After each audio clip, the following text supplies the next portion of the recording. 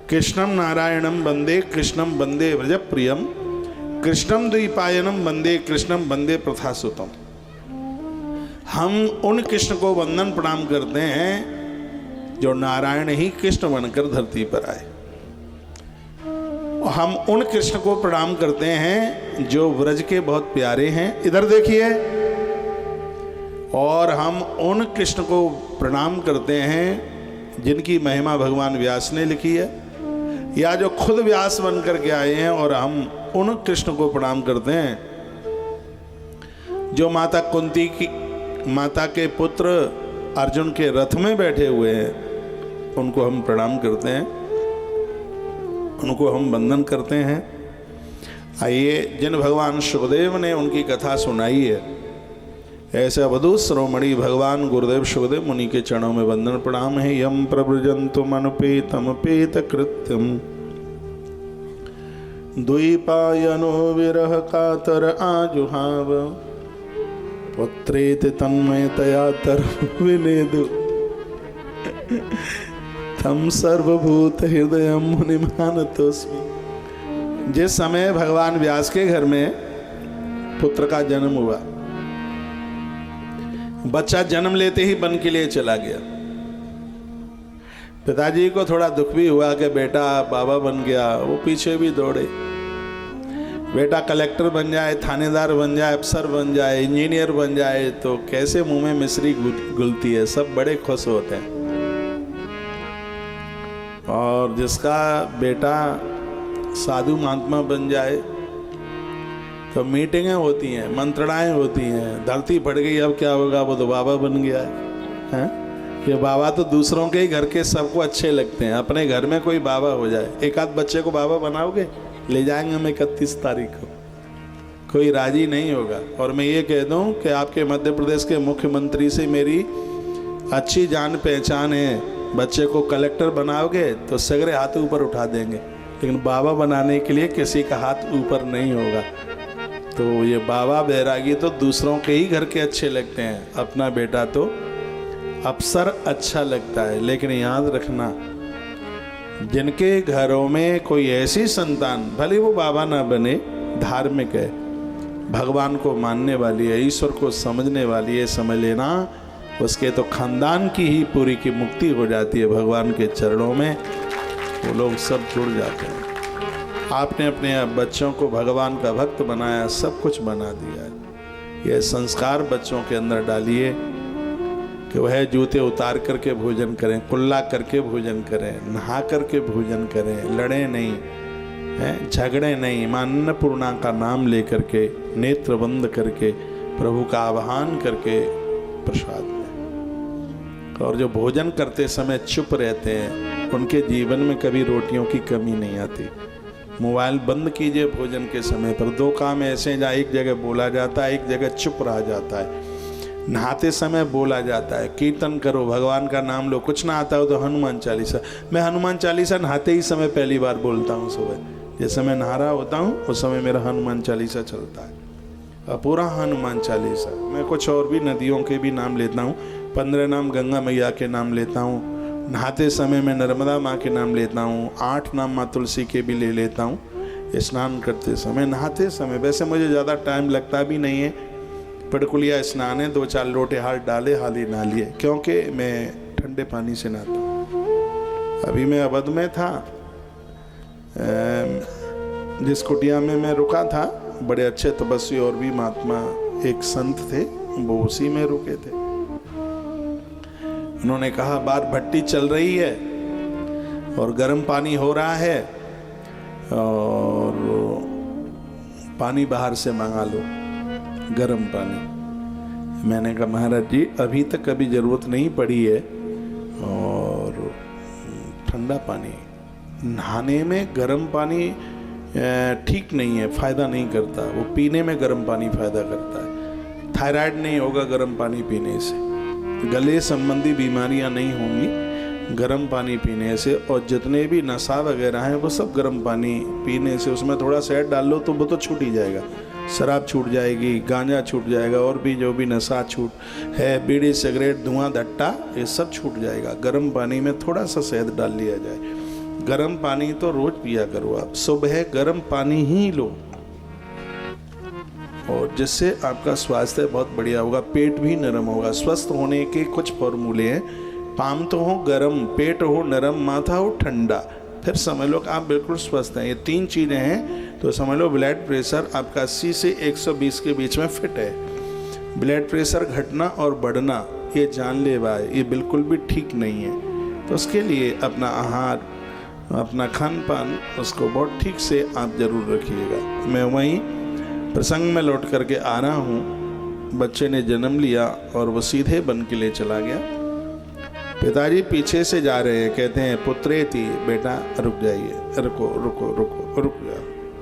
लेकिन वृक्षों ने जवाब दिया, जैसे आप हमारे पीछे दौड़ रहे हैं वैसे भगवान के पीछे दौड़िए तो आपका कल्याण हो जाएगा। देखो यहाँ बहुत माता पिता ऐसे बैठे हैं जिनकी उम्र 65 प्लस है, 70 प्लस है उनकी उम्र। बच्चों के भी बच्चे हो गए, सब काम धाम, अच्छा व्यापार, उन्होंने सबको संभाल लिया। आप उन बच्चों को बस आशीर्वाद दीजिए। अब आप कुछ ऐसे काम कीजिए, आपके आसपास को संस्थाएं, मंदिर हैं, उनका डेवलपमेंट कीजिए। हमारा गाँव का मंदिर राम जन्मभूमि की तरह है। हाँ, ये दूसरी जगह के हनुमान इतने अच्छे लगते हैं, हनुमान जी का मंदिर दूसरी जगह का इतना अच्छा लगता है, अपने शहर का या अपने गांव का हनुमान मंदिर उतना अच्छा क्यों नहीं लगता? क्या उसमें प्रभाव नहीं है? उसमें तो प्रभाव है, लेकिन हमारे विश्वास में कमी है। जिस श्रद्धा के साथ बाहर के हनुमान जी को आप पूजते हैं, उसी श्रद्धा के साथ अपने नगर के मंदिरों को भी आप पूजिए। और ये बहुत आनंद की बात मैं कह रहा हूँ, राम जन्मभूमि का उत्सव अवध में, लेकिन पूरे देश में क्या पूरी दुनिया में अपने अपने शहर और गांवों में लोगों ने राम जी के मंदिर में उत्सव मनाया। ये बड़ी अच्छी बात रही है। तो मैं बहुत ये आग्रह पूर्वक निवेदन करूंगा, 65-70 प्लस हैं आप, ईश्वर ने आपको कुछ व्यवस्था की है, वहाँ की लिपाई करवा दो, वहाँ की पुताई करवा दो, फर्श टूटा है वो लगवा दो, किवाड़ टूट गए हैं वो लगवा दो, घंटा नहीं है, घंटा ध्वजा नहीं है ऊपर वो लगवा दो, गुम्मट पर कलश नहीं है वो लगवा दो। ईश्वर ने 2 पैसा आपको दिया है तो उसके लिए। और मैं युवा बच्चों को कहना चाहूँगा, अपने मम्मी पापा को धर्म सत कर्म करने में आप रोकिए मत। तुम तो बहुत छोटे थे, तुम्हें पता नहीं है, तुम्हारे पापा रात रात भर तक सोए नहीं है, मुझे पता है, उन्होंने बहुत मेहनत की है।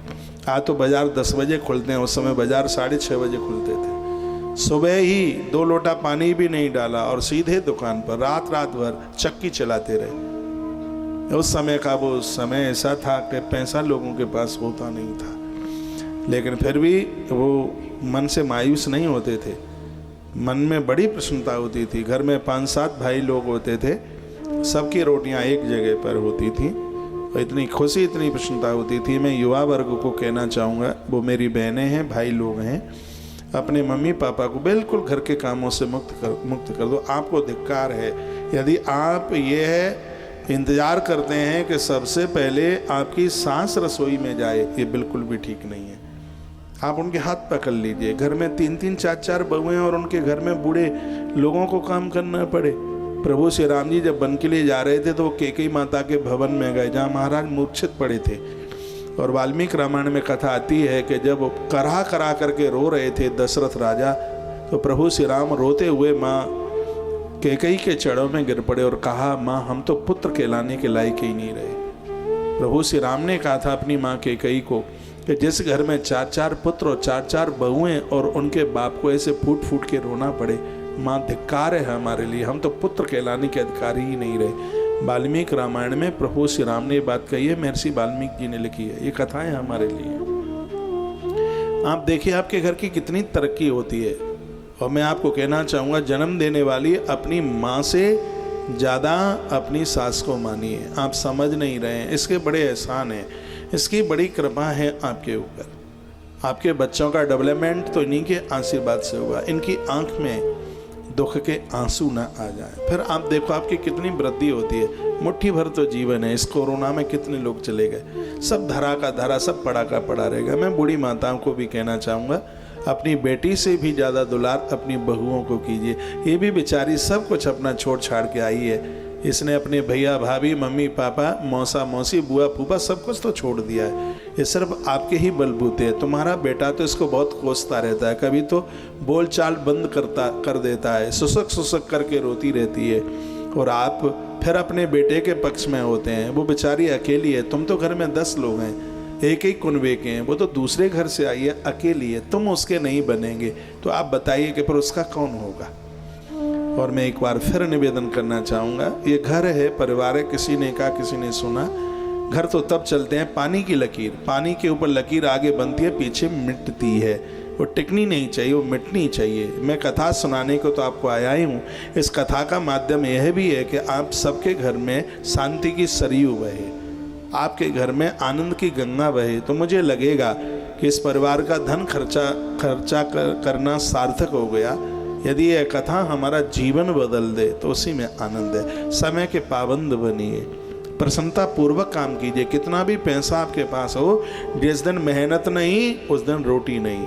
कुआं खोद कर पानी पीने की कोशिश करो। ये नहीं है कि बाप दादाओं ने बहुत कमा के रख दिया है। मैंने तो कहा है, बहुत बार कहा है कि जो बच्चे कमाते नहीं है, मम्मी पापा का खाते हैं, तो वो अन्न नहीं, उसको विष्टा कहा है अग्नि पुराण में, वो मलमूत्र की तरह है। जो अपने हाथों से कमा करके ना खाया जाए, जो विरासत में मिला है वह तो आपको आशीर्वाद रूप में मिला। मेरे प्रभु श्री राम जी, मेरे भगवान श्री कृष्ण, जिन्होंने अलग से द्वारका बना के तैयार कर दी, नहीं तो नंद बाबा के पास कोई धन की कमी थी क्या? उनको नाना जी का इतना सब कुछ मिल रहा था, लेकिन भगवान ने कुछ भी स्वीकार नहीं किया, अपने पुरुषार्थ की उन्होंने द्वारका तैयार की। और मेहनत करने में कभी भी, काम कभी बड़े छोटे नहीं होते हैं, काम करने में उत्साह होना चाहिए। ऐसा नहीं है कि छोटी दुकानें लोग क्या कहेंगे, नहीं, ऐसा नहीं है। हाँ, दुकान ऐसी होनी चाहिए जो लोगों को प्राण लेने वाली ना हो। सल्फास मत बेचना, चूहे मार दवाई मत बेचना, बीड़ी सिगरेटें मत बेचा करो, और जो बेचे उनको बेचने दो। आप तो ऐसी चीज़ें जिसमें लोगों का उत्थान है, लोगों की तरक्की है, तो वो चीज़ें बेचिए। जरूरी है कि मुर्गा बेच करके, अंडे बेच के ही परिवार चलेगा, ये जरूरी है? बिल्कुल कभी जरूरी नहीं हो सकता। व्यापार बहुत अच्छे अच्छे हैं जिनको करने में बड़ा सुकून मिलता है, बड़ी शांति मिलती है। बच्चों की किताबें बेचिए, यूनिफॉर्म बेचिए, ये चीज़ें बेचिए ना, दूध बेचिए, दही बेचिए, ये चीज़ें बेचिए जिसको करने में भी बड़ा आनंद आता है। कभी मैं भी आपकी दुकान पर आ जाऊँगा, एक आध गिलास अटका दूंगा, दूध बेच रहे होंगे तो, दही बेच रहे होंगे तो, मिश्री बेच रहे होंगे, गुड़ बेच रहे होंगे, तो मैं भी एक डेला खा करके और फिर पानी पी के आऊँगा आपकी दुकान से। ये चीज़ें, ऐसा नहीं है कि वहीं सब चीज़ें, वहीं मुर्गी के अंडे रखे हैं तो मैं तो आंख बंद करके चला जाऊंगा। तुम बुलाओगे भी तो भी मैं कहूँगा कि पेट में दर्द है, आने का मन नहीं है। वैसे तो मेरे पेट में होता नहीं है दर्द, लेकिन बोल दूंगा फिर। तो ऐसे काम कीजिए ना जिसको करने में बड़ा अच्छा लगे, बहुत बढ़िया लगे, परम सार्थक बनिए।